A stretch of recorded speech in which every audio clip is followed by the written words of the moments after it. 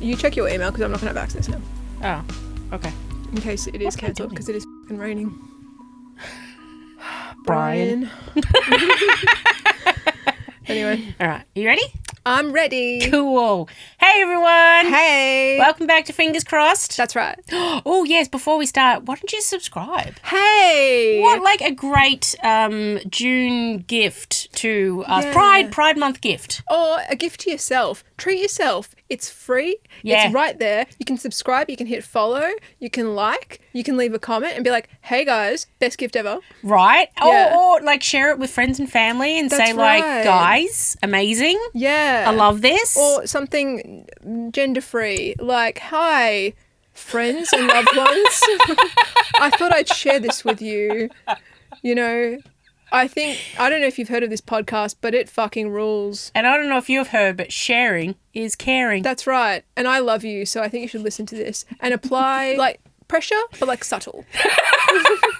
You know? Like, Yeah, and if they don't watch it, send it again. yeah. Be like, Share hey, it did you miss again. this? Yeah. Guys, I'd love to talk about this later if you could. Yeah. So please We'd love watch. to discuss, yeah. Yeah. They discuss something very deep and important. Yeah, that's right. I feel like we should have a debrief. Yeah, exactly. I care about you. I want to talk about this. Please watch this. And also tell them to like and subscribe. Please. Yeah. All right, Megan, I believe you had a topic for us to get started. Yeah. So I think you were aware, but there's been a fairy bread saga on TikTok of late. Don't say that Oh, okay. platform. There's Online. Hold on. Yeah. Hold on. Let me see what he said. There's been a fairy bread drama online.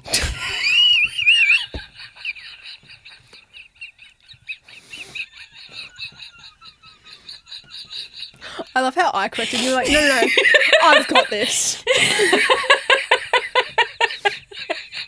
I was just like online. Okay. Anyway. Whatever. Yeah. Anywho, there's been a fairy bread saga, and it's been hilarious for all of us oddities. Hilarious. I think infuriating. Both, I Yeah. think. Because I Anyway, think yeah. hilarious because of what had happened, but also infuriating because of what had happened. Yes. So there was an American creator. What she does, she recreates culturally significant foods from around the world.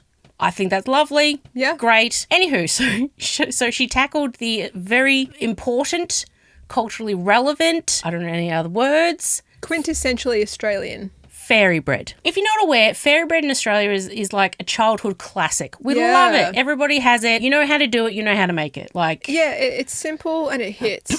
it does hit. So this particular creator, she was attempting to recreate fairy bread and just did everything wrong. Just started off everything wrong.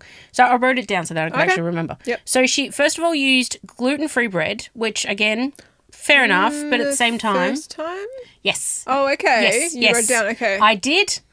Yes, okay. She also used gluten-free sourdough. Oh, yeah, no, but like, I think her entire channel is gluten-free. That's I probably think why. she's possibly celiac. Yeah. Yeah. So gluten-free, totally understand, but you can still get like white bread. So anywho, so she had sourdough bread. Yeah. Incorrect. Totally incorrect. She then toasted it. No, incorrect. Don't need to do that.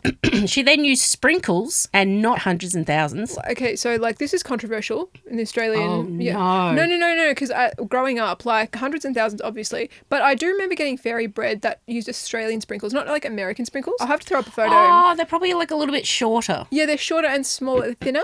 I But do know what you're talking about, but still. I definitely remember having fairy bread with sprinkles. See, not the hundreds there and were thousands. people that did do that, but they were wrong. They were still wrong. It's hundreds and thousands. You have to have hundreds and thousands. I mean, I just want to go on the record for saying that I'm open to either. Whatever people need. Yeah, but it's meant to be hundreds and thousands originally. It is. But yeah, so she used the American sprinkles, which were much thicker and longer. Would taste different. Like Totally different. Totally It's different. really wrong. She made it, was like, this is it. Basically, she then said it tastes like gravel, didn't like it. Fair enough. It probably was horrible.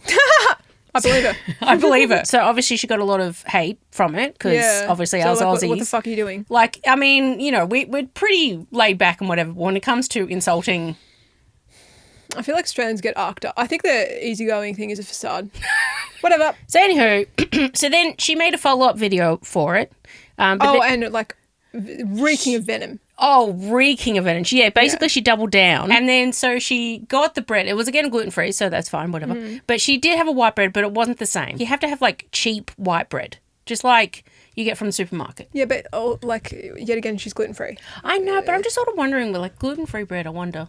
Yeah, you can definitely get gluten-free, like, white bread. Like, I used to have it all the time. And it's, like, it's not the best, but it's okay. Yeah. But at the same time, like, untoasted is brutal. Honestly, she probably shouldn't have done it. I think stay away. Maybe as a gluten-free individual, as a celiac, like, maybe don't try to recreate famous bread dishes around the world. I think that's maybe just stay out of it. And it's specifically this one. So she basically was like, oh, white bread. And she said, and I quote, because we're children, apparently. And that just... That was not cool. That was a very, like she said, in a very condescending tone. Yeah. And also, what if we are? Yeah. And also, what about it? What about if we just want to have like a little bit of childhood nostalgia, you know? The world's pretty rough right now. Let's have a bit of fun. Yeah, and also, like, it's a kid's dish. It's a dish for kids. It's a kid's dish. So it's like, we're children and parents, like, yes. That is who it's for. Yes, I know we're all adults complaining, but we're the children behind those adults. It's like she was, like, making, like, dino nuggets, and she's like, oh, we're making them shaped like dinosaurs, apparently, because we're children. It's like, that's what they are? Are you okay? That's who they're intended for. Oh, yeah, this is the part, because she was like, oh, America doesn't have salted butter. What? So then she got butter and added salt to it? So, I don't know if any Americans, please chime in.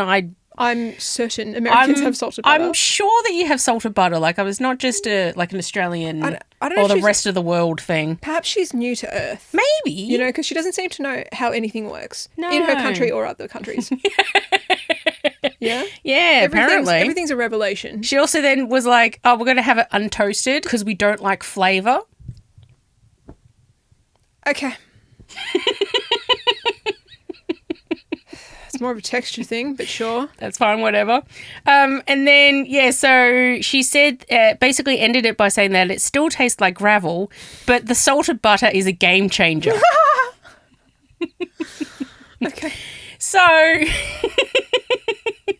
if you could believe it, she still didn't nail it, and the Australians were still quite upset. As I said earlier, Yeah. you're a celiac. Yeah. Why are you attempting Yes. bread dishes? So anyway, I don't think she should have touched this anyway. No. Secondly, this is like peak childhood nostalgia for Australia. 100%. So it's like, it's an 100%. emotional topic. Totally an emotional. Like, it's so much like you went to, like, a birthday party as a kid. That's one of the things that you'd have. Like, there's a few things that were always at childhood birthday parties, and that was one of them. But it was for kids. Crowd pleasers. Totally. Easy to make. And specifically fairy bread. Have you seen people talking about the history of fairy bread? It's a World Yes. War II solution. Yes. But basically, like, people making something for children. Instead of birthday cake, because they couldn't afford to make cake, they came up with something that, like, they could use from, like, rations to please children. Yep. That's where it started. Yeah. Like, it was meant to be like a cheap thing. So it's like her talking about, like, all of the problems with it. It's like a creative solution. Yeah. And it just happened to be a hit. Yes. Because it was, like, fun. That's Yes. the thing. Fairy bread is not, like, super delicious and, like, the peak of Australian cuisine. No. It's just fun. Yeah. Yeah. And it's also, like, it's not meant to be a meal. It's just meant to be, like, a little snack. It's just meant to be, like, I was going to say mousse-bouche, but that's not the right word. No. I mean, you could serve it as a mousse-bouche. If you want, you know, do whatever. Yeah. But yeah, no, it is. It's meant to be just like a nostalgic thing. And and especially when it comes to nostalgia for like a kid's birthday, like there's so many good memories associated with it. Yeah. Catching up with your friends, like hanging out, just like having a good time. Yeah. And it's like someone then comes in and goes like, actually, this is kind of shit. Yeah. I did it wrong. I did everything wrong, but it's still shit. It was just like rude, disrespectful, and also like you're specifically like she's trying to recreate dishes from around the world. Yeah. Like, don't say anything disparaging about any of them. Like, you're going to piss people off. And also, like, natives correcting you, they would obviously know better than you. It's their dish. Like, I don't know. This, yeah. Good luck to this creator online. Yeah, that's nice of you. Yeah. I'm just like, you're doing everything wrong. I know. And I think it's one of those things, like, if you get it wrong, be open to criticism. Yeah, feedback. Feedback to be able basically be like, hey, like, you know, if you're going to do something like this in future, maybe think about blah, blah, blah. It's like, it's not an insult to you personally. No. It's just like, hey, here's something that you could correct in future. And you're like, sick, cool. And also, what a great way to build a community. It's disrespectful. If she did it correctly, this would be a fantastic way to build a platform. Totally. And build a community and bring people in and like, let's all like, you know, share our nostalgia with each other and bond over it and everything. Yeah, that's one thing. I just sort of felt like that was a real missed opportunity. Massively missed opportunity. Yeah. But also like this person doesn't seem to have like the right attitude for the project that they're doing. Yeah, and also like sorry about being gluten-free, but like at the same time like be respectful. Well, I think there's also a lot of probably Aussie dishes that she could have done. Like if she's gluten-free, she didn't have to go for a bread choice, right? Yeah, no, like she could have gone for something completely different, like a meat choice of some sort. Yeah, pavlova. Pavlova's gluten-free. Pavlova. Yeah. What, isn't that also New Zealander? Fuck him. Yeah. With anything that was successful from New Zealand, Australia takes it. Exactly. It's ours. Shut up. That country is basically ours. It's implied. They know it. You know it. Yeah. A few quick things. Firstly, I woke up at 5 a.m. this morning to watch Australia be beaten by the US. That was horrific match. Beaten by the US? Yeah, we did. We kicked one of the goals into our own goal. We got an own goal. The first goal. 13 minutes in. Were they okay? Like, have they been bribed? What's going on? Oh, well. Oh. Well. I mean, like, obviously all alleged, but my mum was like, we were watching it, and halfway through she was like, oh, the refs definitely paid off. I mean, allegedly. Oh, it's just obviously. we have no proof. No, and also we're bitter Australians who didn't win. Exactly. Like, you know, we're just saying things. We don't mean it. No, but there are a few things that, like, Australia got 3 yellow cards. The US got 2 in the end. But, like, he let a bunch of shit slide. And they kept going for one player. As in, like, Australia was just being rough because they were angry. But fair. Probably because they didn't realise, allegedly, what's going on. Yeah, no, yeah. Allegedly. But in the second half, the American players specifically kept going for one particular player. Oh, which one? I can't remember his name. But he was like, I think he's a striker. He got the one goal in the last match. Sure. So I think they were like, oh, he's talented. And they were like going for him specifically. So like, yeah. And he didn't, like, no one got a yellow card for that. And they tripped him several times. They were like pulling him, like knocking him around and stuff. This is FIFA, isn't it? Yes. Yes. Okay. Yes. Yep. It's also the US is hosting. Allegedly. No, they are. No. I mean, all of this is alleged. All of this is alleged, but yes. Yeah, we all know about FIFA. But anyway, it was so messy. And, like, I will say that the American team were very good, particularly in the first half. Like, they were so fast, and Australia's game is much slower. So, like, they were struggling to keep up. Sure. And in the second half, like, I think the Americans were tired. So the Australians started dominating. Well, yeah, because if you go, you probably burst a lot of energy. That's how they did. Like, they went hard immediately. And I was like, oh, Australia's fucked. Yeah, but then Australia sort of they have the longevity, so they could have. Yeah. You know. Well, in the second half, they picked it up. Good. Yeah. Either way, realised they had to. But we lost. It was so devastating. What was the score? 2-0. Oh. And one, as I said, like, own goal. The first one. That's just like horrible. And is it one of those things, because America's not necessarily known for their soccer football team, but I think they generally invest in sports. Okay. Sports are very important in America. So I don't know, but whatever. No, they're not known for soccer, obviously. But like, after watching it, like, the way the Americans were playing, I was like, they're going to get their asses handed to them by, like, teams like Germany, France, even the Netherlands. Like, there's a bunch of European teams that are, like, very rough. And, like, these teams are paying attention. Everyone's paying attention. And they're like, later on, we're going to get you. Oh, 100%. Like, you will be punished later. I wonder if their game plan, if this is how they're going to play for, like, all games, or they were like, let's go pretend like this and play like this, so then we can sort of, like, or are they not that strategic? Oh, no, they're very strategic. Okay. Extremely strategic. We'll see how that shakes out. So I'm actually going to watch, I think, like, every other US match, because I'm excited to see how other teams will retaliate later on. Who else is in the group with Australia and US? Paraguay. Oh, they're pretty good, aren't they? I don't know. I like, the only South American teams I know are like Brazil, Argentina, Colombia. I don't know Paraguay. I think, like, specifically in South American and Central American countries, they're very, like, take it very seriously. Football, soccer is very important. Football is life. I really like it when sports unite people. Me too. It's like a really, I don't know, interesting and very human thing yet again. Yeah. Yeah, it's like, look at us playing this game together. I know, it's really interesting. Like, it can be the same with music. Something that just sort of, like, brings big groups of people together. And we're all sort of sharing this experience, like a play even. Yeah. You know, it's just so innately human. Totally. Like, just that you said play. Humans love theatre. Live performances. We do. That's the thing, live performance. Sports is live performance. It is. And I love that about us. I love that that's something that we still, no matter, you know, how much technology comes around, we still love engaging with other humans in that live sport, live play, live music arena. Like it's such an energy exchange between humans, and it's just such a way to feel. Yeah, I know. Way to feel. Yeah. Totally. Like, anytime I watch soccer, brain off. Like, I'm just like, I'm in it. Yeah. I forget the world. Yeah. And, like, I understand why people, like, watch sport all the time. Because it's like, you're just like, it just takes you away. Totally. It's so engaging.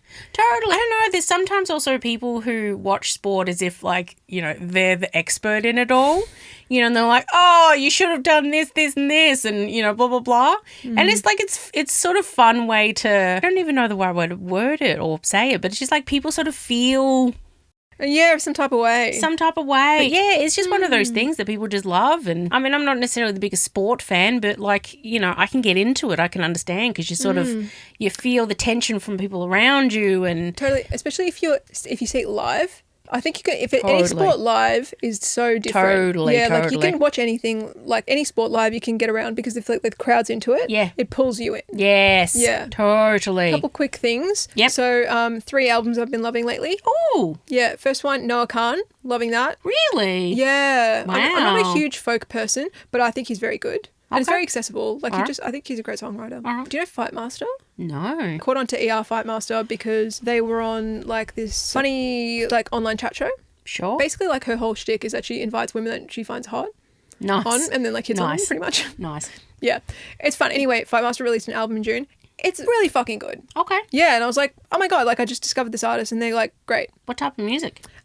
Kind of like, I would say like almost like soft rock. Ooh, like it's very like 90s vibes. Sort of my alley. I think you'd be into it. All right, I'll give it. I'll just put it in my phone now. Yeah, because I'm going to be going on a road trip soon. Oh so yeah. Good to have some music to listen to. I will say like I don't love every song on the album, but overall I love the vibe of the album, and there's some really really good songs. All right. Yeah. And I mean I do love 90s soft rock. So. And I think my 2 favorite songs on there are Glide and All or Nothing. Oh hey, there you go. Those are the 2 songs. I think you would like the Noah Khan album possibly. I don't know. Do you like folk? Yeah. Yeah, I think you'd like the Noah Khan album. To be honest, it's really good. I'm not necessarily opposed to any style of music. Great. Really.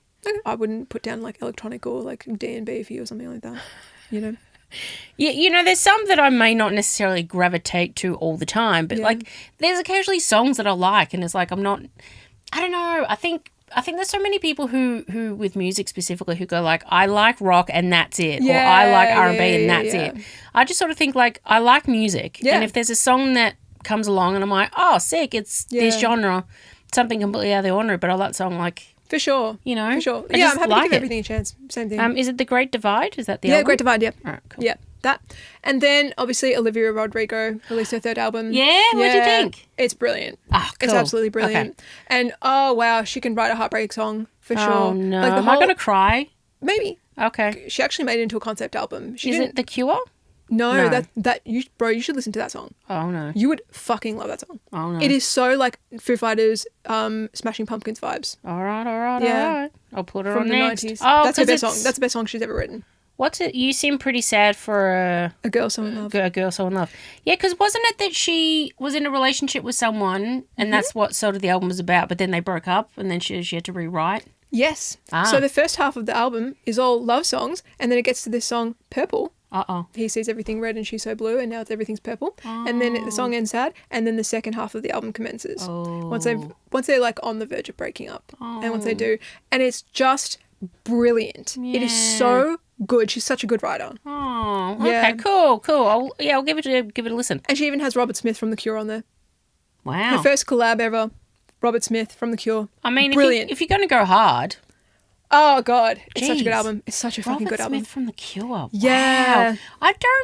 I wouldn't say that he would collab a lot. He doesn't do heaps, but he has done a few collaborations. But, like, just the fact that she got this, like, rock legend on her album is insane. And she's so beloved by all these, like elder musicians. Cool. So, a couple of weeks ago, we took a break. And on the day before we went on a break, I literally had a thread go viral. So then I kept getting notifications and I was like, please stop doing that. Yes. I had to like disconnect everything and stuff. I was like, leave me alone. I want a break. Yeah. And the internet was like, no. Okay, anyway. So yeah, this guy posted this rage bait thing. I don't know if it's real because like I went to his account after and I think he just like posts stuff to get hits. But anyway. Just to get the engagement. But I didn't have any of that context, and I just saw this and I was like, that's infuriating. Got me. I'm in. All right, so here we go. You ready, Megan? Yep. Okay. So I don't know anything about it. She has refused to tell me. Yeah. That's fine. Let's go. Okay. My friend had a brutal breakup about a year ago. After it happened, he basically disappeared into the gym, lost like 30 pounds, lifted every single day, and somehow turned himself into an absolute unit. He was always strong, but now he looks insane. So he ran into his ex last weekend. Now she suddenly can't stop texting him, asking to grab a drink, etc. I think she looks like the same. Problem is, he still loves her. He's just way hotter now. What should he do? Okay. Okay. So then I replied, and this is what went viral. I totally ratioed him. Ha ha ha ha. I was like, in quotes, she looks the same. How about, is she a good person? Was she a good partner? Why did the relationship fall apart? Did your friend do any work on himself that doesn't involve a dumbbell? Did she? Those are the kinds of things your friend should be considering. Actually, yeah. What are your initial thoughts? Like, to be honest, yeah, totally. Agreed. I think there is something to be said about like relationships, and sometimes when you're not in a happy, emotionally fulfilling relationship, sometimes you do put on weight. Sometimes it's more of like a protective barrier.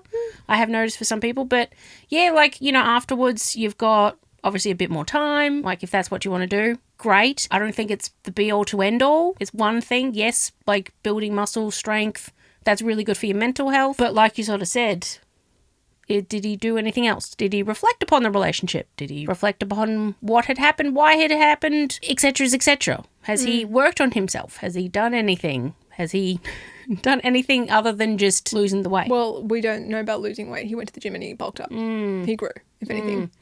Anyway, fair enough. So we have no context for the relationship or the breakup or anything like that. No. But that just like evaluating a person by their appearance is super shallow. That's not how you choose your partner. Okay, like openly, we discussed it before. I am not immune to a set of biceps, to a set of muscles specifically. I mean, like arms. You know. Yeah. So as long as you got really good biceps, she'll let everything else go. That's what I'm hearing. That's not at all. I'm actually saying the total opposite. I'm just saying that is attractive. However, it's simply not enough. No. Yeah. No, it's like, I don't know, it can open the door, but it won't necessarily make you walk through it. Yeah.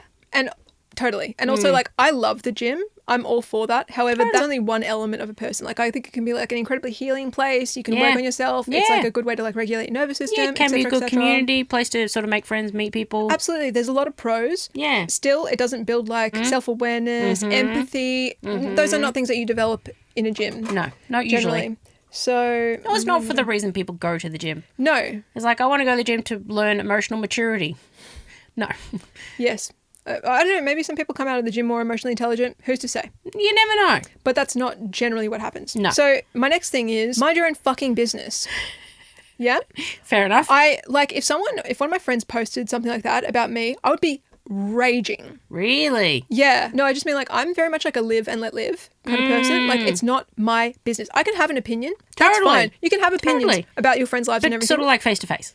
Not necessarily online. Well, not even that. It's not about it. No, actually, okay. No. As in, you can have an opinion and you can keep it to yourself. Yeah, Fair. Particularly about people's decisions when it comes to relationships. Do you reckon, it's not your business. Do you reckon unless the person asked, "Hey, Erica, what's your opinion on said situation?" Yeah, unless they specifically, I think like yes. At the same time, like I would very much give the opinion that it's like this is my opinion. You make whatever decision you like, and I will respect it. This is the thing. Like I think so many people are just like such busybodies and like have this like real sense of self-importance. Okay. That it's like, oh, I should tell you what to do with your life. Like my opinion is if my friend wants to break up and get back together with their partner a million times, as long as they're not in danger, I don't care. Do it. It's your life. Yeah? Yes, like what you would do may not necessarily be the same as them, but also it's not your life, it's their life. Yeah. And it's sort of like their decisions, mistakes, whatever you want to call it, to make, to go through, to learn, to whatever. It's your life to live. It's not my life. I don't have to date that person. Do it. Totally. I just can't stand like people like this like puritanical, judgmental bullshit. It shits me. It absolutely shits me. I've noticed. And I think also when people make judgments or judge you based on your decisions, I'm not a fan. And also I think it depends where they're coming from too. And I think also like the people, like for example, like if I've asked for your opinion, I know it's from your perspective. I know it's from like what you would do in a situation for you, right? Yes. I know but also I'm not in your shoes. Totally. Yeah. But then I know a lot of people when they do give their opinion, it's sort of like, well, this is what I would do for you, but not necessarily like what I would do in my situation if I was in something similar to me. That's the thing. Like, I think it's like being in a situation is very different. Like as an outsider, like you can never know the exact circumstances. You never have full perspective and full insight. And yet again, you don't know how people feel. Because yet again, like, especially with relationships, it's an emotional decision. Totally. And actually, I read this book recently called Never Split the Difference. I was going to talk about that on another episode because there's too much to unpack. Okay. But he said that actually all decisions are from the emotional center of your brain. Every decision, like people, no matter how logical and rational they think they are, every decision is from the emotional part of your brain. And people who receive brain damage there, like really? people who don't feel emotion, people who are quite numb, they can't make decisions. Oh. Yeah. So every decision is emotional, but specifically with relationships, that's purely or like almost entirely an emotional decision, obviously. Yeah, unless it's like a business transaction, like unless you're like marrying for money or whatever. But like generally speaking, like you're making an emotional decision. So it's like if you don't feel the emotions, then it's how would you know? How would you fucking know? True. And also like especially when it comes to a relationship, you never know what has gone on. No. That dynamic in that relationship. You only hear from possibly one person's perspective. So you don't fully know what has gone on in that relationship. You can never know. No. You can't know. And this is the thing, like yet again, it's nothing to do with you. It's not your business. It's not your prerogative. You have no ownership over that. And people feel such a strong sense of entitlement over other people's lives. Like, you're my friend so I can boss you around. No. I don't know. Like I was thinking of a friend who has like been in like an on-off relationship for like maybe like 10 years, 10, 15 years. As in like they met like in high school, like they were quite young. Everything that I've heard about her ex-partner is he's a lovely person.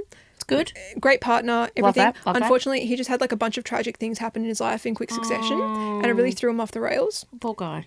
I feel really sorry for him, and she really tried to be there for him, but he was just like super self-destructive and went off the rails. And unfortunately, like she stuck it out as long as she could. Anyway, her decision to separate from him, I'm completely supportive of. She has to do whatever she wants for herself. That's fine. Totally. At the same time, if he's still like desperately in love with her, he would take her back today and like tries every few months to kind of like patch things up. Anyway, if she went back to him, I would be supportive of that as well. It's her life, her experiences. Make whatever decision you think is best. Totally. And I will support her in whatever decision because it's yet again not my life. Yeah. You know? I sort of also think that, you know, sometimes you have to go through certain things to learn certain lessons, you know, and maybe her going back, not saying that this will happen, but, you know, her going back and her being with this guy, maybe there's something that she had to learn, she had to go through to figure out, or maybe also something for him, you know, you just never know. It's like, who are we to dictate that, to say like, no, actually, I don't think you should because I don't blah, blah, blah. That's it. Like, I think people are like way too self-righteous, especially like with relationships. I don't know what it is, like, but like people are very opinionated about who other people date, and it's like yet again, it's like you don't have to date them. Well, yeah, that's the thing. But that's what I mean. Like, I think that's what being a friend or being like when you love someone, you accept them for their decisions. Totally. If you don't like, for example, if someone's in like a troubled relationship and you don't want to hear about it, you can set a boundary. Yeah. You can be like, you can do whatever you want, but I don't want to hear about it. Yes. That's fine. Yeah. That's still supportive. If you don't want to like hear, if they like complaining and it's a troubled relationship, I understand that you don't want to hear about it. Yet again, though, like, don't tell people what to do. Especially because if whatever decision they make, if they regret it, they can blame you. Yeah. And then, yes. Yeah? That's another thing as well. Yeah. That's one thing I learned in the counselling course is that you don't give your opinions because then the client can come back to you and be like, well, you told me to do blah, blah, blah. And it's like, no. That's not how this works. Then the other thing is, in our society, I very much feel like because of capitalism, we generally live in a society where things are treated as disposable and replaceable. And that applies to relationships. Yeah. And I think dating apps have just made it that much worse. Like, people think like, oh, if it doesn't work out with this person, I can just find someone else. Like, apparently lots of people are in situationships because like people won't commit because they always feel like there's greener pastures. Like there's just someone better around the corner. And it's like, you can't treat human beings like that. Firstly, it's not true. And secondly, that's no way to treat people. Would you want to be treated that way? Yeah. sorry, actually, I don't want to commit to you because there might be someone better to just like right behind you. And I just want to make sure that maybe if that happens, I'm open and free and available for them. Totally. Like, and that's how this like thread was framed. That like, he's hot now. Yeah. So like, he could actually get with someone better. It's like, he loves her. Like, what a fucking ridiculous thought. Mm-hmm. I hate that. And I hate like, I mean, like, I understand like this like rising culture of like, just dump him.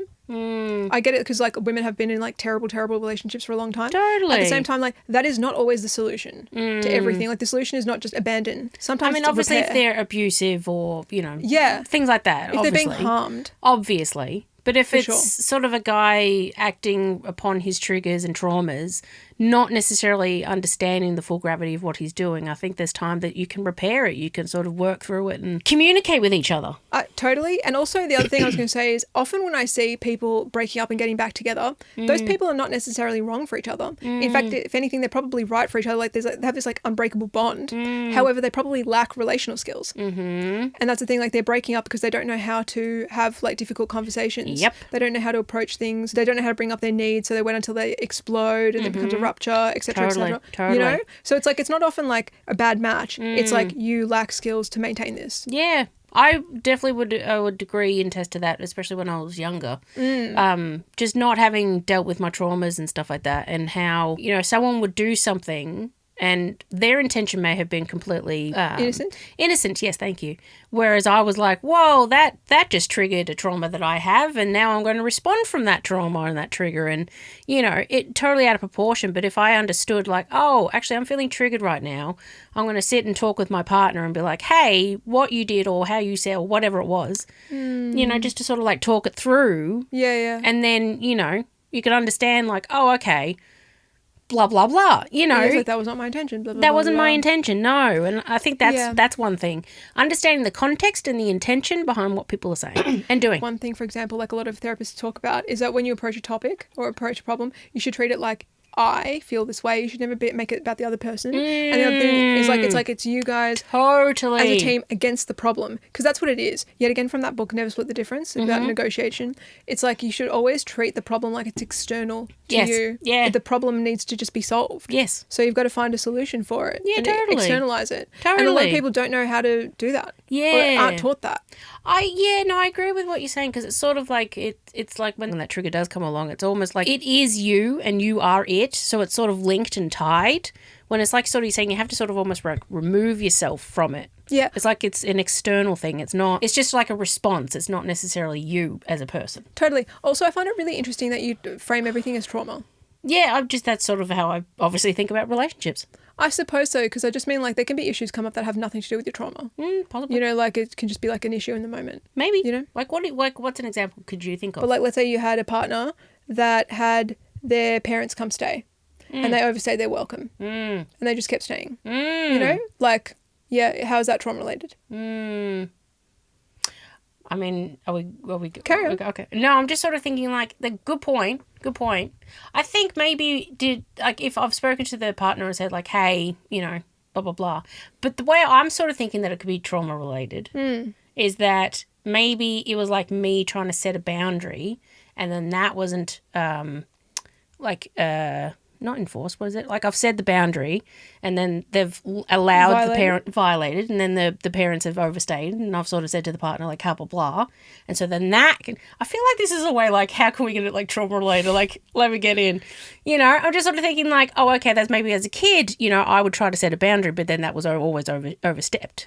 Maybe you could be triggered. I'm just thinking like, I don't know, maybe for you everything's trauma. Maybe everything for me is trauma. Okay, because I just mean like there's a lot of people who just be like, this is just irritating me. Yeah, possibly. You know, no, I just mean like if they were just like a bit overbearing and like hanging around. Yeah. Like I think a lot of people would just be like, it's nice having them here, but this is just a bit too much. Yeah, fair enough. It's not necessarily like you're violating my boundaries. Maybe.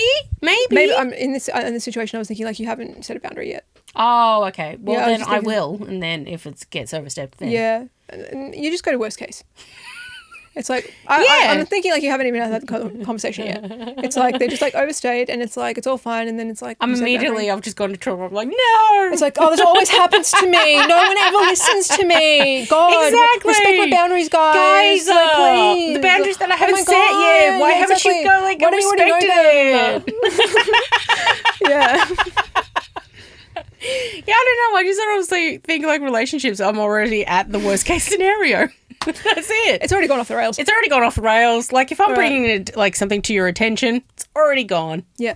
Anyway, what I was going to say was, like, unless people grew up in, like, a super healthy environment, which most people didn't. No. Like, we're not taught relational skills. You learn them through experience. Yeah, totally. That, like, you learn on the job. 100%. You know? 100%. And so I think most people lack relational skills. Like, Yeah. I think it's pretty rare. Yeah. So that's why I see a lot of people who obviously love each other breaking up. Yeah. For, like, stupid reasons. Mm-hmm. Because it's just they don't have, like, they break up for stupid reasons. Like, they're just upset and they can't repair. Yeah. Yeah. Or maybe or you know what they often do? They just, like, give it time and then come back together and it's like pretend that never happened. Yeah. Also, like, I don't think everything has to be brought up. You know, No. like, it doesn't always, but I just mean, like, it depends on the context, obviously. Totally. But I just mean, like, some It people. depends how and what and who and where and why and when. Yeah, of course. Like, I think a lot of stuff, like, it just happened in the moment. It was upsetting in the moment and then you can just get over it. Totally. That's totally a thing. Yep. And so people get back together once they're over it. Yeah. That's absolutely a thing that you see all the time. Absolutely. I think I follow r/marriage and r/dead bedrooms a lot. And, like, the biggest things I see is, like, people have different alone time needs. Like, some people need alone time. And, like, people say a lot of women want to be around their partner all the time and share everything. And I think that's, like, I don't feel that at all.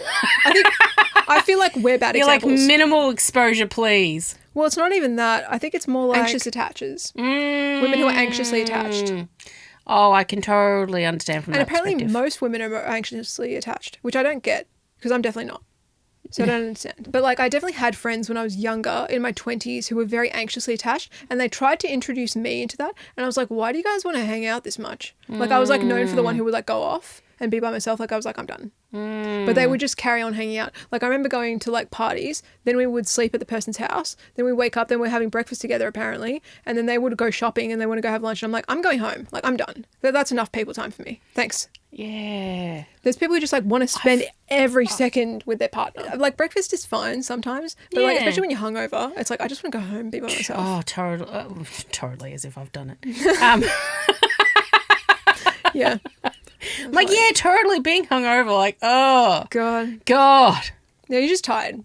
Just like I know that feeling of like when you've been out late and then Yeah. you wake up and you're tired and you're like, the last thing I want to do, because I have no energy, Yeah. is then Be around expend people where I have to have energy. That's it. But these friends, like, they would spend, like, multiple days in a row together. Like, they would just keep going. They No. would just keep... I think we're like gotten to a good stage where we're like, okay, I'm done. Yeah. And then we're like, okay, bye.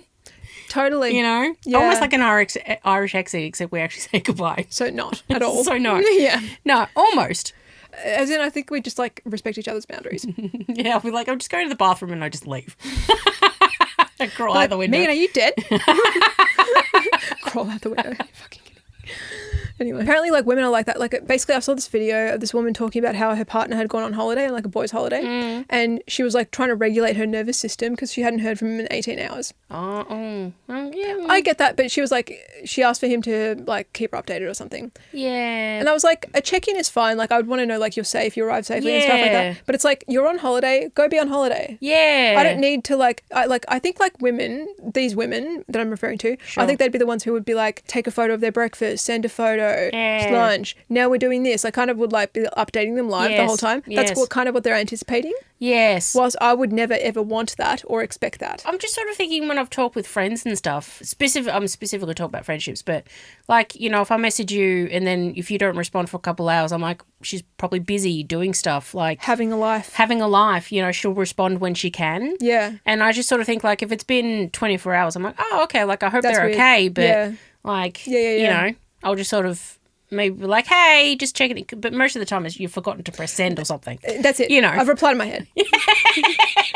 But, like, genuinely, that's happened to me twice in the past week. Really? Yeah. I was like, oh, I replied in my head again. But yeah, no, it is one of those things. It just it obviously depends on the relationship and how close you are. But yeah, there's times when if I haven't heard from you specifically for a little while, I'm like, oh. But otherwise, I'm just sort of like, they're busy. They'll respond when they can. That's it. You know, it's not about me. And that's it. But, like, in this specific scenario, so anyway, like, this woman replied and was like, dump him. Like, you deserve better, like, blah, blah, blah, blah, blah. Like, he's being so, like, shady and everything. And I was like, why are you so paranoid? Like, either you trust your partner or you don't. That's it. Like, if you don't trust your partner, then the holiday's irrelevant. Even if, like, you did or didn't trust your partner, like, they're going to do what they're going to do. Yep. So it's either that you trust them and can regulate yourself, Yeah. or you can't. That's it. Yeah. That's it. Because very much like she was like, I haven't heard from him in 18 hours. Like, I have to like regulate myself. And this woman was like, why are you putting up with this in a relationship? Blah, blah, blah. And it's like, for me, I would probably just check in and be like, hey, did you arrive safely? Yeah. But then it's like, go be on holiday. Like, I don't need to be on holiday with you. Yeah. That's fine. Yeah, because also at the same time, it's sort of like, what is it? The absence make the heart grow fonder? Yeah, for sure. Saying? Certainly. It's like sometimes, like, let them go off, have these experiences, have this thing. When they come back, oh my God, like, this happened, and we'll spend some time and we'll do whatever's, you know? Yeah. It's sort of like, allow them to have this experience and then allow them. Let them. Yeah. Let them off the leash once in a while. Yeah, just let them off the leash. Just like let them roam free for a little bit. They'll come back. It's okay. Yeah. Off-leash park. They'll come back. An off-leash holiday. Yeah, off-leash holiday. Exactly. Yeah, precisely. Just sort of like let them, you know? Yeah. I don't know, but apparently like we're the odd ones out, Megan. Oh, okay. Well. Yeah, I don't know. Anyway, so that was the tweet. Yeah. The thread. Yeah. Anyway, so yeah, those are my thoughts. Love them. Love your thoughts. Thanks. Also, sorry, actually, as an aside, the way he was talking about his friend, it's like the lust was very thinly veiled. Like, his super hot friend, like, he's so hot now. She doesn't deserve him, you know? Whatever. Hopefully this is fictional. Otherwise, like, happy Pride Month, King, you know? Make your move. He's single. And hot, apparently. Yeah, so hot. He's an absolute unit. And she's not that hot. Actually, yeah. Now you're saying it like that, I'm hearing it. Yeah. I was like, what the fuck? Anyway, whatever. These people, like, if they're actually real, whatever, they clearly love each other. That's why, like, he still loves her, she still loves him. They want to be together. Let them. Yeah. The end.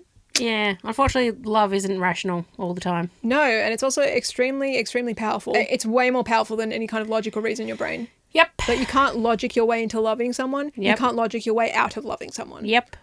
So don't even bother trying. It's a waste of everyone's time and energy. Yeah. Just let them live their life, make their mistakes if they're mistakes, or live happily ever after, whatever there is. Totally. Not your decision, not your life, not your problem. Let them live and prosper or not. Exactly.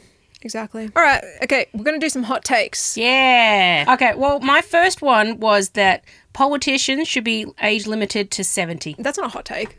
That's totally a hot take. Especially if you talk to anyone who's over 70. Really? Totally. Oh, really? Well, there's not a lot of them, though. They're severely outnumbered. They're getting there. I just sort of think that if you're over retirement age and still a politician, red flag. You know what I mean? So we should lower retirement age, obviously. Lower retirement age. No, higher it.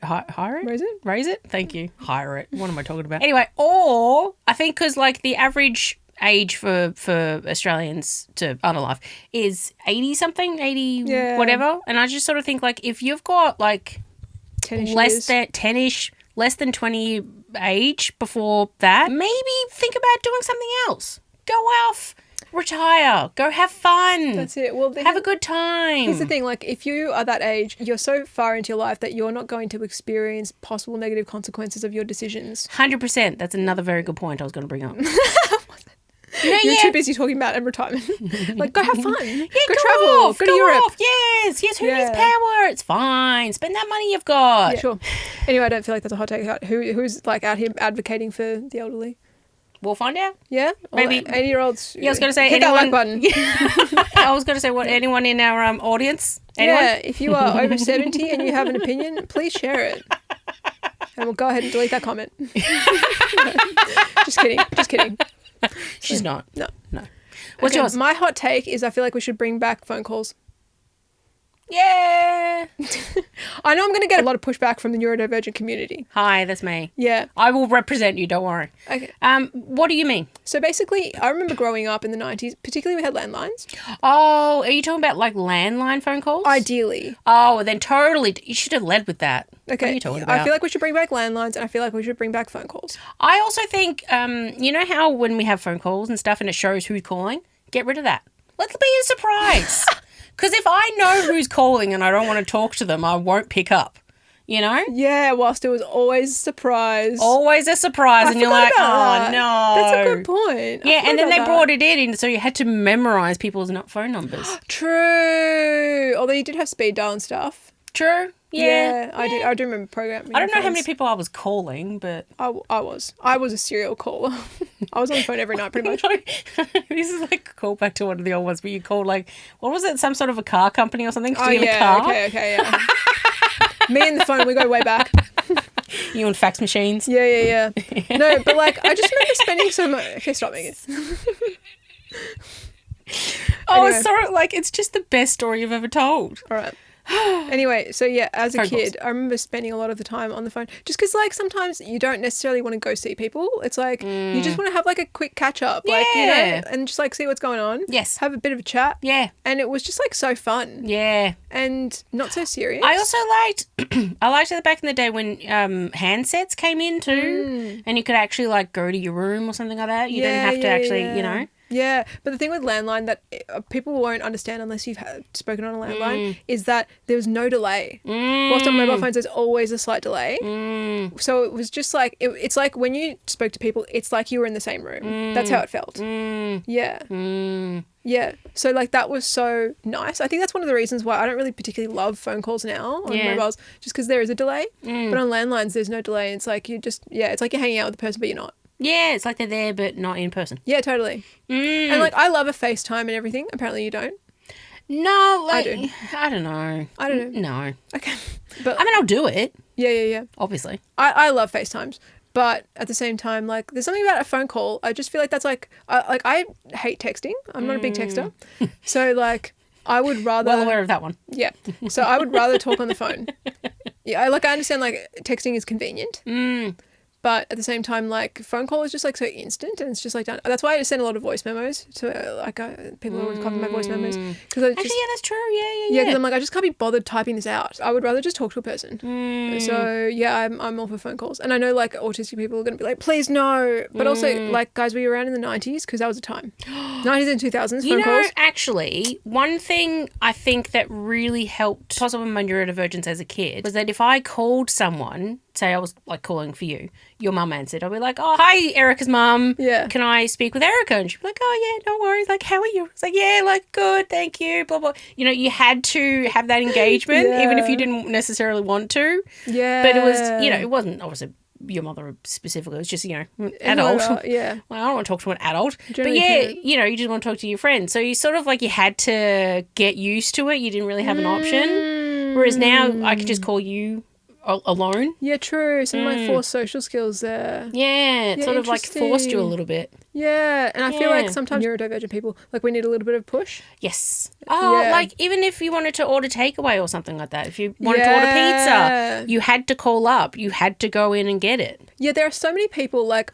I'm sure there are people who genuinely struggle to be on the phone, like, are generally social anxious. Totally. But I think a lot of people, they're just not used to it. Yeah. So it feels really scary and unfamiliar. Yeah. Like, a lot of people avoid making phone calls, but it's actually not a bad experience if you get used to it. And it can actually be, like, fun and enjoyable. I do remember watching a video of a mother teaching her son, 18 maybe, I'm not sure, how to call for, like, a medical appointment. And then, you know, she would sort of be like, well, this is what you'd say, this is this, and if they ask. And she was there when he was on the phone, but, like, he just didn't know. And so she was trying to teach him all of this, and I thought, oh, that's actually, like, really interesting, because I remember, like, I didn't have that, but I remember calling up and was like, oh, I don't know. You sort of, like, you're shaking, but you just get used to it. Yeah. And then you sort of, like, the more exposure therapy, I guess, the better I got with it. Yeah, totally. And also it's like, it's a much bigger deal in your head than it is in reality. Totally. Yeah. And especially, like, I'm okay to say to people that if I call and I'm like, oh, I'm so sorry, like, I don't, like, this is my first time, I don't know, or whatever. Yeah. And they were like, oh, yeah, no worries, like, I'll guide you through it, I'll help you through it. Yeah. You know, it's sometimes like, this is my first time using a phone. I've never spoken with people before. How do I do this? Yeah. You know? Yeah. You know? Yeah. Have you ever been through this before? Yes, I have. Yes. Definitely. Anyway, totally. So, yeah, phone calls. Phone calls. Okay. Yeah, that's it. Like, I think the 90s version of phone call, totally. 90s, 2000s, I should say. Yeah, I'll take that. I'll take that. Yeah. I also, I loved, like like, I think we're old enough to have the actual rotary, I think it is, and you had to pick it up and you had to dial. That's before our time, but yes. Totally before our time. But that was totally cool. But that was still around, like, there were still people who had those phones. But there were so many cool phones in the 90s. Like, remember, like, the clear ones and stuff? Yes. And they had all these and you could see all the electrical components and stuff. Yeah, that awesome. Also, like, I had ones where the antenna, like, you could actually put it back in, take it out, and put it back down. Had that. But also, like, fun-shaped phones, like heart-shaped phones, like hamburger phones and stuff. Like, phones were cool. They were fun. Oh, yeah. Okay, I'll have one more hot take. Okay. Very mild. Oh. So I started sleeping sideways on my bed. Started sleeping sideways because you said that you were sleeping on your back. No, I've started sleeping horizontally instead of vertically on my bed. Wait, what? I'll give you a minute. I'm trying to understand Picture a bed. And you know how you go like this? Picture doing this. Do you want me to run through that again? I'm so confused. I sleep this way because I'm short enough. Okay. In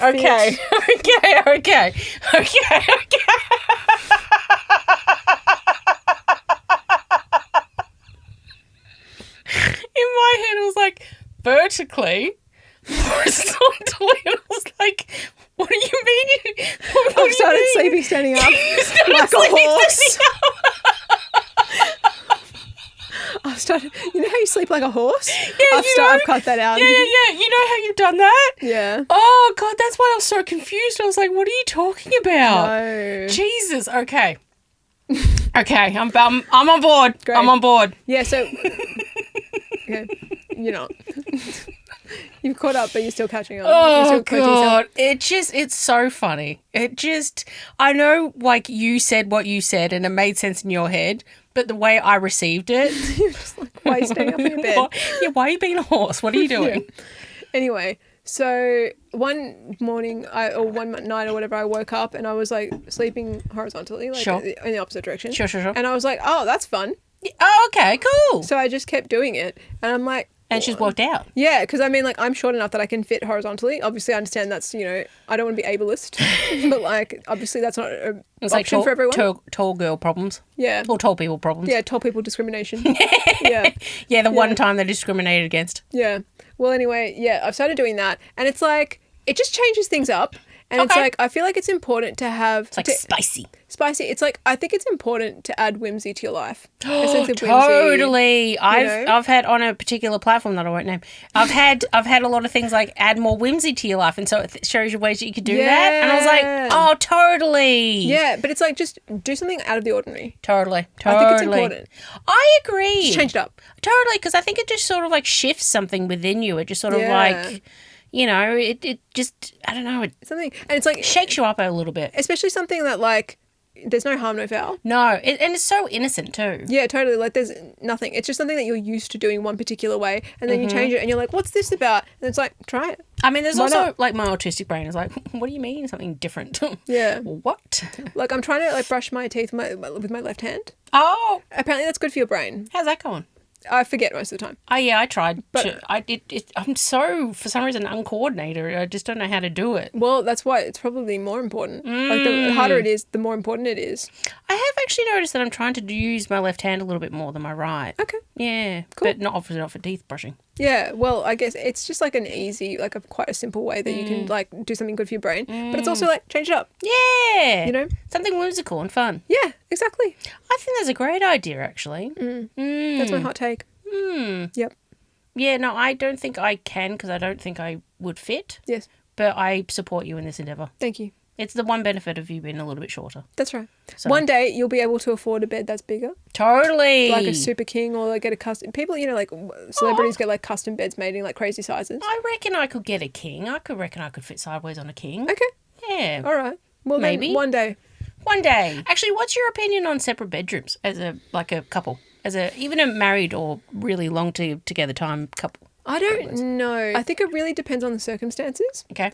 Because I also, like, it depends, like, I think, like, I guess, like, sleeping arrangements could be one of the reasons why relationships fall apart. So, like, some people really struggle. Like, some people snore. Some people have, like, different body temperatures that are incompatible and stuff like that. Some like to sleep horizontally on a bed. For sure. I mean, I'm not that attached to it. But like, You can it's pretty change. fun. Yeah. Yeah, I don't know. So it really depends. But like, if we had like really incompatible sleeping situations, but I did love the person and want to be with them, then yeah, I'm not that fussed. Like, I don't think it's like a big deal breaker. Like, it doesn't have to be a big deal. At the same time, I really like the idea of having separate bedrooms and then having sleepovers.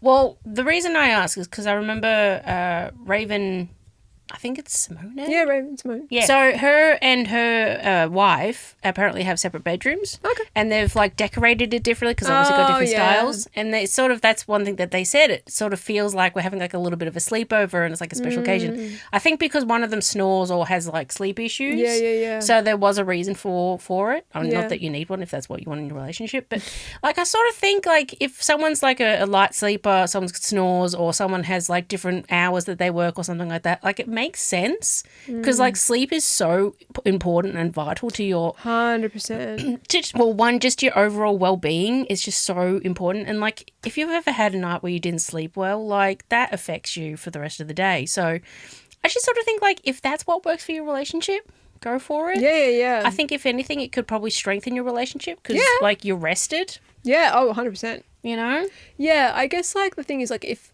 I liked sleeping next to the person and then they wanted to sleep in a separate bedroom, I'd probably be upset. Yeah, well, I guess they can always like start in your room and then No, but it's not the same. Like if you're like sleeping next to someone, it's like you want to sleep with them. Yeah. You know, I don't know. True. I don't know. It depends.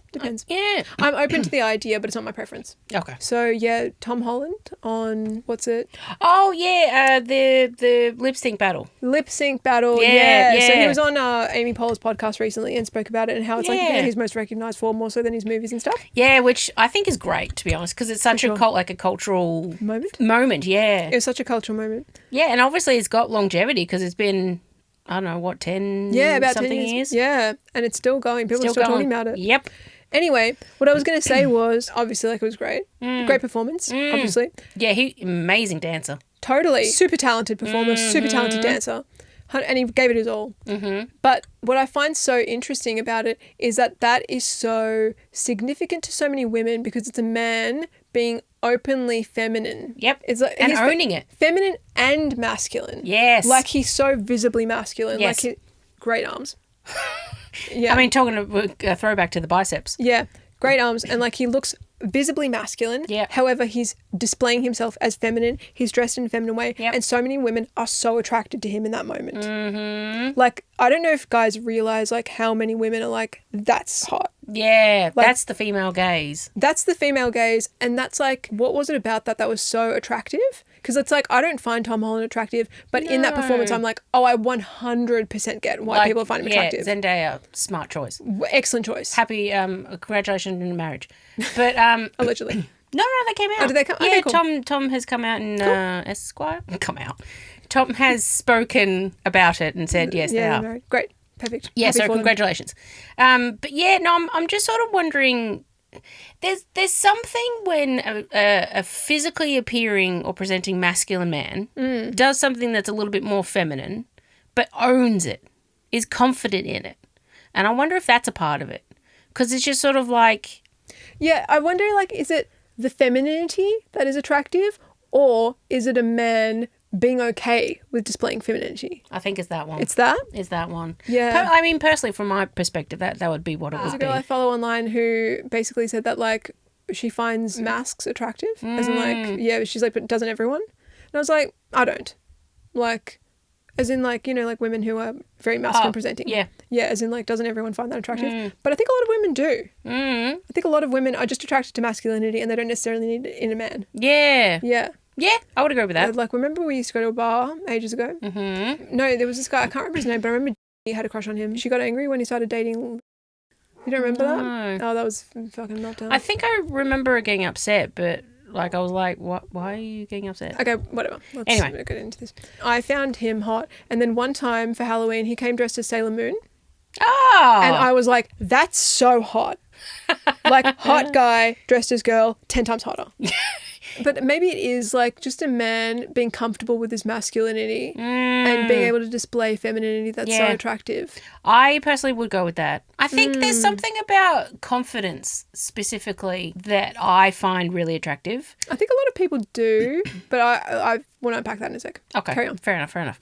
But there's something about being so confident within your masculinity that showing femininity won't like affect your masculinity at all. It's sort of like you're so comfortable with both that, you know, showing one more than the other doesn't impact. Yeah, you're so secure in yourself. You're so secure within yourself. There must be something about that confidence, that security, I don't know, that display that just people like, oh, cool. Like, they're just so open, unbothered, so free. You know, they don't necessarily have hang-ups or, I mean, maybe they do, I don't know. But, you know, they're sort of presenting this way and it's like maybe there's something in that people maybe gravitate towards. I have two things to say. Okay. Firstly, just on the note of confidence, Sure. I see a lot of people say they find confidence attractive and I don't doubt that. However, as someone who's very confident, I've never found that.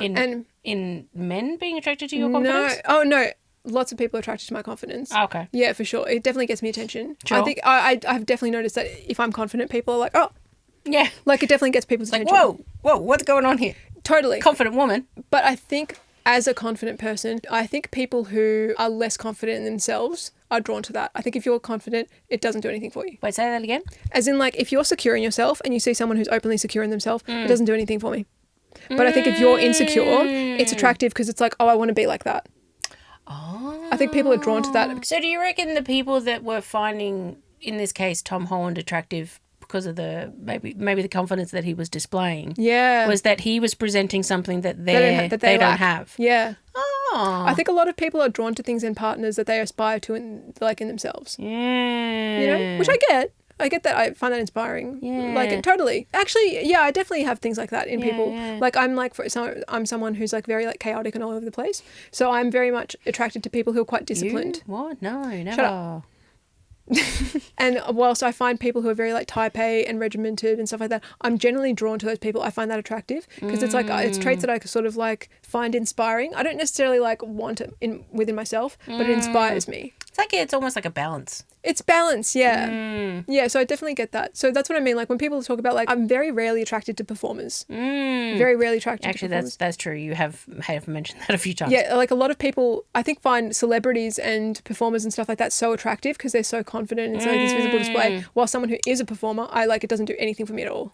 I don't know, but also at the same time, like they're acting or they're performing. Like it's not necessarily their true self. No, but people like firstly it doesn't matter. Yeah. Because people aren't thinking about themselves. People are also projecting. Yeah. But it's the point that they're willing to get attention. Like so many people are like, oh my God, like they're willing to get attention because so many people are so uncomfortable receiving attention themselves. Yep, which me yesterday. Totally. Volunteer of the month right here. Yeah. Definitely don't put that picture up. I haven't even seen it. And well, no, you might. I could find it, but yeah, you could. But yeah, I get it. Yeah, so that's what I mean. Like, as someone who already has those traits, it doesn't do anything for me. So the reason why I think I find it attractive is because it's rebellious. It's because it's someone rebelling against social norms, and I am someone who is rebellious. And when I see, weirdly, like we were just talking about things that you find like the opposite attractive in someone. When I see that, I'm like, because also like. Which kind of what we talked about last week, like men sort of have stricter rules to adhere to in patriarchy. So that's like a much bigger act of rebellion. Yeah, I think. In some ways. Yeah, no, yeah, agreed. I think men in their role, they can only really be masculine, and there's a very specific type of masculine that you can be that's acceptable. Yes. And so when you step out of that and you're confident stepping out of that. Yeah. Visible display of rebellion. Yeah. It's like, what? Oh, it's like it's inspiring almost. It's but sort it's of like hot. I find it hot. Okay. Yeah. When men dress up as women, I'm like, hot. Oh, fair enough. Yeah. You do you. Yeah, visible displays of androgyny. Yeah. That's hot. And also, apparently, I've seen lots of girls talk about how, like, if they dress up as a man for Halloween, they clean up. Really? Yeah. From men? Yeah. Really? Yeah. Interesting. Like, there was this girl who dressed as, like, Hulk Hogan or something, like, one year, and she said that she made out with, like, the most men she's ever hooked up with, like... Wonder what that's about. Yes, I wonder. I wonder if men feel similarly. Okay, well, thanks for joining us this week. Yeah, on the thank pod. you. And for subscribing. And for subscribing. And hopefully also enjoying it too. Yeah, hopefully you enjoyed it. If you have any opinions, obviously we'd love to hear them. Yeah. Haven't mentioned the email in a while. Fingers crossed the podcast at gmail.com. That was really hard. Anyway, otherwise leave a comment. Leave a comment. Yeah. Like if you liked it, even if you didn't.